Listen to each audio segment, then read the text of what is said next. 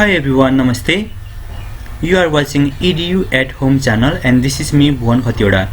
आज हामी journal entry सबैभन्दा सजिलो तरिकाले कसरी बुझ्ने भन्ने बारेमा डिस्कस गर्दैछौं। त्यसको लागि हामीले तीन खालको अकाउन्टहरु, पर्सनल अकाउन्ट, रियल अकाउन्ट र नोमिनल अकाउन्टको बारेमा जानकारी लिँदै छौं र यो तीनटा अकाउन्ट अनुसारका रुल्सहरु, कसरी जर्नल इन्ट्रीजलाई, जर्नल ट्रान्ज्याक्सन्सहरुलाई जर्नल इन्ट्रीजमा पोस्ट गर्ने भन्ने रुलहरु पनि हामी आज डिस्कस गर्दै छौं।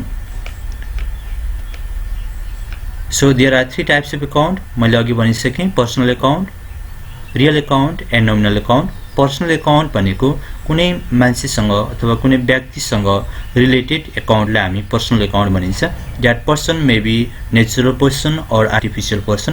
नेचुरल पर्सन भनेको हामी जस्तै मान्छे, जस्तै राम, श्याम, हरि, गीता, यो सबैजना नेचुरल पर्सन भयो भने आर्टिफिशियल पर्सनसँग रिलेटेड पनि हाम्रो पर्सनल अकाउन्ट नै हुन्छ। आर्टिफिशियल पर्सन भनेको चाहिँ कुनै कम्पनी, अर्गनाइजेसन, त्यसलाई हामी आर्टिफिशियल पर्सन भन्छौं। सो पर्सनल अकाउन्ट भन्ने बित्तिकै हामीले के बुझ्नु पर्यो भन्दा it is related with natural person like Ram, Shyam, Gita etcetera and artificial person like ABC company. ABC company it is established under the company act. कुनै company act अनुसारले established भएका कुनै पनि कम्पनीलाई हामी आर्टिफिशियल पर्सन भन्न सक्छौं। त्यस्तै हिमालय बैंक यो पनि एउटा आर्टिफिशियल पर्सन भयो। यस्तै अरु थुप्रै कम्पनीहरु छन्, तिनीहरुलाई हामी आर्टिफिशियल पर्सनको रूपमा लिन सक्छौं। सो पर्सनल अकाउन्ट अन्तर्गतको डेबिट र क्रेडिटको रुल्स चाहिँ के छ होला त? डेबिटमा कस्तो खालको ट्रान्ज्याक्सनलाई अथवा कुनै एउटा ट्रान्ज्याक्सनलाई डेबिटमा र क्रेडिटमा हामी कसरी पोस्ट गर्छौं त? हाम्रो डबल एन्ट्री बुककीपिङ सिस्टम अनुसारले हामीले कुनै पनि ट्रान्ज्याक्सन्सहरुलाई दुईपट्टि नै इफेक्ट देखाएर पोस्ट गर्नुपर्ने हुन्छ। एउटा डेबिट इफेक्ट हुन्छ र अर्को क्रेडिट इफेक्ट हुन्छ र यसको बारेमा हामी डिस्कस गर्दै छौं। पहिले हामी डेबिट र क्रेडिट, पर्सनल अकाउन्टमा डेबिट र क्रेडिट कसरी पोस्ट गर्ने? पर्सनल अकाउन्ट भनेको त हामीले बुझिसक्यौं। पर्सनल अकाउन्ट भनेको अकाउन्ट चाहिँ पर्सनसँग रिलेटेड अकाउन्टलाई हामीले पर्सनल अकाउन्ट भनेको चाहिँ कुनै मान्छेसँग अथवा कुनै अर्गनाइजेसन, कम्पनीहरुसँग रिलेटेड अकाउन्टलाई हामी पर्सनल अकाउन्ट भन्दै छौं। र यो पर्सनल अकाउन्ट अन्तर्गत डेबिट र क्रेडिटको रुल चाहिँ के छ त भन्दा डेबिट द रिसिभर जसले चाहिँ गुड्सहरु अथवा क्याशहरु जे पनि पाएको छ त्यसलाई हामी डेबिट भन्छौं भने क्रेडिट गिभर जसले दिएको छ त्यसलाई हामी क्रेडिट भन्छौं। र यसको बारेमा मोर क्लियर चाहिँ हामी अहिले एक्जाम्पल हेर्छौं र एक्जाम्पल हेरिसकेपछि तपाईहरुले मज्जाले बुझ्नुहुन्छ भन्ने मलाई आशा छ। र यसपछि हामी अर्को अकाउन्टतिर जाउँ। अर्को अकाउन्ट छ हाम्रो नम्बर 2 मा real account. Real account is related with assets. Assets भन्नेबित्तिकै सम्पत्ति, प्रोपर्टीहरुसँग रिलेटेड अकाउन्टलाई हामी रियल अकाउन्ट भन्छौं। प्रोपर्टीजहरु के हुन सक्छ भन्दा ल्यान्ड एन्ड बिल्डिङ हुन सक्छ, फर्निचर, कम्प्युटर्सहरु हुन सक्छ। त्यस्तो खालको properties, tools, equipment, machines etcetera यो सबै प्रोपर्टीहरुसँग रिलेटेड अकाउन्टलाई हामी रियल अकाउन्ट भन्छौं। र it is related with assets और properties like furniture, cash, land and building, machines, computer etc.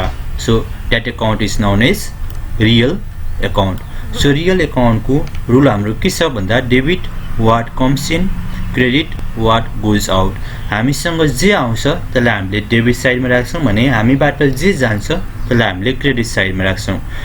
हामीलाई केही कुरा प्राप्त भयो भने त्यो हामीले डेबिटमा पोस्ट गर्ने र हामीले केही कुरा गुमाएका छौं अथवा केही कुरा अरूलाई दिएका छौं भने त्यो हामीले क्रेडिटमा पोस्ट गर्ने। फर एक्जाम्पल मैले एउटा फर्निचर किने, 5000 रुपैयाँ कसैलाई तिरेर मैले फर्निचर किने भने मसँग के आयो? फर्निचर आयो। Furniture account debit. मबाट के गयो? क्याश गयो। To cash account, furniture account debit to cash account भनेर पोस्ट गर्नुपर्ने हुन्छ यस्तो कन्डिसनमा। र यसको पनि हामी अहिले एकछिनमा एक्जाम्पल राम्ररी हेरेर बुझ्ने छौं। र हामीसँग तेस्रो अकाउन्ट छ, त्यो हो नोमिनल अकाउन्ट। नोमिनल अकाउन्ट भन्नेबित्तिकै यो चाहिँ कुनै एक्सपेन्सेस अथवा इन्कमसँग रिलेटेड हो।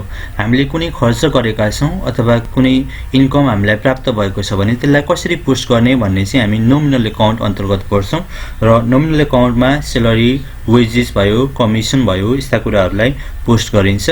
It is related with expenses and loss and income and gain. Expenses and loss and income and gain.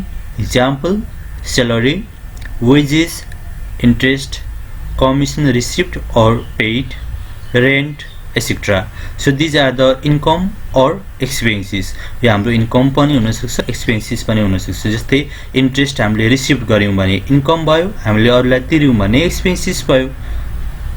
तर जेनरली स्यालेरी र वेजेसहरु चाहिँ हाम्रो इन्कम हुन सक्दैन किन भन्दा हामी बिजनेस अर्गनाइजेसन अथवा बिजनेस रन गर्दैछौं भने हामीले हाम्रो स्टाफहरुलाई अथवा लेबरहरुलाई स्यालेरी वेजेस तिर्नुपर्ने हुन्छ र यो चाहिँ हाम्रो इन्कम हुन सक्दैन तर हाम्रो कोठाहरु रेन्टमा हामी लगाउन सक्छौं त्यो पनि इन्कम रेन्ट रिसिप्ट भनेर इन्कम पनि हुन सक्छ र रेन्ट हामी कसैलाई तिर्यौं भने त्यो एक्सपेन्सेस पनि हुन सक्छ यसरी इन्कम र एक्सपेन्सेससँग रिलेटेड अकाउन्ट यदि छ भने त्यसलाई हामी नोमिनल अकाउन्ट भन्छौं र नोमिनल अकाउन्ट अन्तर्गत डेबिट र क्रेडिटको रुल के छ भन्दा debit the expenses or losses credit the income or gains डेबिटमा हामीले एक्सपेन्सेस र लसेस खर्चहरु भएको छ घाटाहरु भएको छ भने त्यसलाई डेबिटमा पोस्ट गर्छौं भने क्रेडिटमा इन्कम हाम्रो आम्दानी भएको छ अथवा कुनै फाइदा भएको छ भने त्यसलाई हामी क्रेडिटमा पोस्ट गर्छौं अब यो तीनटै अकाउन्टसँग related personal account real account र नोमिनल अकाउन्टसँग रिलेटेड हामी एक्जाम्पललाई हेर्दै छौं एक्जाम्पल 1/1/2077 भनेको वैशाख 1 गते 2017 सालमा के भएछ भन्दा business started with rupees 1 lakh 1 lakh बराबरको बिजनेस सुरु गर्दैछ नम्बर बी ले भन्दैछ 1/10/2077 गुड्स परचेज फर रुपीस 20,000 20,000 को सामान किन्यो सुरुमा के गर्यो बिजनेस सुरु गर्यो 1 लाख रुपैयाँबाट त्यसपछि सामान किन्यो 10 गते 20,000 को अनि नम्बर सी ले भन्दैछ 1/25/2077 मा furniture purchased from B&B furniture rupees 30,000 B&B furniture है यसलाई याद गर्नुपर्ने हुन्छ यो के भयो हाम्रो कम्पनी भयो B&B फर्निचर आर्टिफिशियल पर्सन को नाम यहाँनिर आएको छ 30,000 बराबरको B&B फर्निचरबाट फर्निचर किनेर ल्याएको छ अब यसलाई हामीले जर्नल एन्ट्रीज कसरी बनाउँछौं त जर्नल एन्ट्रीज को फर्मेटमा हामीले यसलाई बनाऊं डेट त्यसपछि पार्टिकुलर्स त्यसपछि लेजर फोरियो LF अनि डेबिट अमाउन्ट र क्रेडिट अमाउन्ट हामीले यसरी राख्नु पर्ने हुन्छ पहिले छ वैशाख 1 गते 1/1 मा cash account debit to capital account अब यो कसरी आयो भन्ने कुरा है त क्याश अकाउन्ट डेबिट हामीले के गर्दै छौं भन्दा business started with rupees 1 lakh 1 lakh रुपैयाँ जम्मा गरेर हामीले बिजनेस सुरु गर्दै छौं अनि यो 1 लाख पैसा हाम्रो केमा आयो भन्दा बिजनेसमा आयो नि केमा आयो बिजनेसमा 1 लाख रुपैयाँ हामीलाई आयो भनेपछि व्हाट कम्स इन यो कुन अकाउन्टसँग रिलेटेड भयो रियल अकाउन्टसँग हामीलाई क्याश आयो व्हाट कम्स इन यो कुनसँग रिलेटेड भयो त भन्दा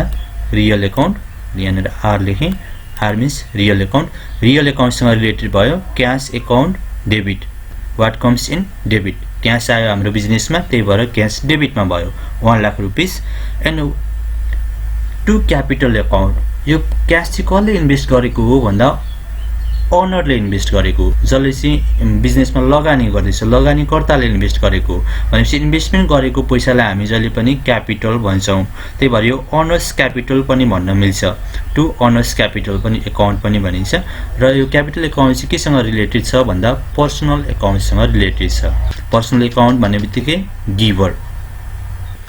गिभर कसरी भयो भन्दा यो पैसा कसले तिरेको ओनरले सो टु क्यापिटल अकाउन्ट भनेर हामीले यसरी पोस्ट गर्छौं सो यो भयो क्याश अकाउन्ट रियल अकाउन्टसँग रिलेटेड भयो भने क्यापिटल अकाउन्ट केसँग रिलेटेड हुँदो रहेछ पर्सनल अकाउन्टसँग अब अर्कोलाई हेरौँ है त गुड्स परचेज फर रुपीस 20,000 20,000 को सामान हामीले किन्यौं यतिखेर purchase account debit to cash account purchase गर्नु भनेको सामान किन्दाखेरि हामीले के गर्छौं पैसा जान्छ नि पैसा जानु सामान किन्नु भनेको हामीले खर्च गर्नु हो हामीले बजारमा गएर केही सामान किन्नु भनेको हामीले खर्च गर्नु हो हैन त खर्च गर्नु हो त्यही भएर परचेज अकाउन्ट डेबिट है यो चाहिँ केसँग रिलेटेड भयो नोमिनल अकाउन्ट हो यो चाहिँ नोमिनल अकाउन्टसँग रिलेटेड भयो अनि यहाँ एन लेखे N means nominal account purchase account debit 20,000 र टु क्याश अकाउन्ट भन्दा व्हाट गोज आउट यो फेरि केसँग रिलेटेड भयो रियल अकाउन्टसँग रिलेटेड भयो के गयो हामीबाट सामान किन्दाखेरि भने पैसा गयो नि व्हाट गोज आउट क्रेडिट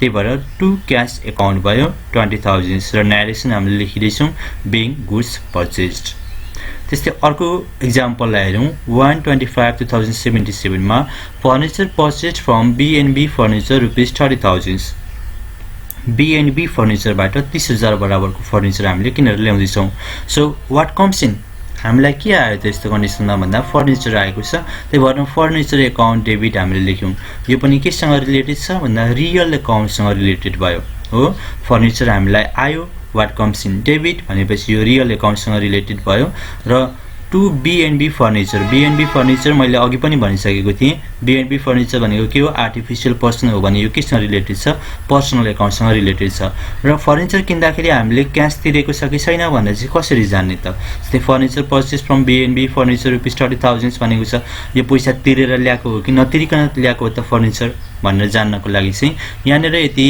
पर्सनको नाम अथवा आर्टिफिशियल पर्सनको नाम दिएको छ भने त्यसलाई हामी क्रेडिट ट्रान्जेक्सन भन्छौं त्यो चाहिँ हामीले पैसा नतिरिकन फर्निचर किनेर ल्याएको हो र यहाँनिर केही पनि दिएको छैन भने त्यतिखेर चाहिँ क्याशमा हामीले फर्निचर किनेर ल्याएको हो यस्तो कन्डिसनमा क्याशमा ल्याएको बेलामा चाहिँ व्हाट गोज आउट हामीबाट के जान्छ भन्दा क्याश जान्छ सो टु क्याश अकाउन्ट भनेर यहाँ लेख्नु पर्ने हुन्थ्यो तर यहाँनिर के छ B&B फर्निचरबाट ल्याएको हो who is the giver is for the personal account giver is credited so B&B furniture is credited so here to B&B furniture account 30,000 and we have written narration here being furniture purchased furniture किन्यो भनेर narration पनि लेखेको छ र यो हाम्रो basic rule भयो र एडभान्स ट्रान्जेक्सन्सहरु जर्नल एन्ट्रीजमा यति मात्रै होइन अलि अप्ठ्यारो ट्रान्जेक्सन्सहरु पनि हुन्छ तर बेसिकली हामीले बुझ्नुपर्ने कुराहरु चाहिँ यति मात्रै हो यसलाई हामीले मजाले बुझ्यौं पर्सनल अकाउन्ट रियल अकाउन्ट र नोमिनल अकाउन्टको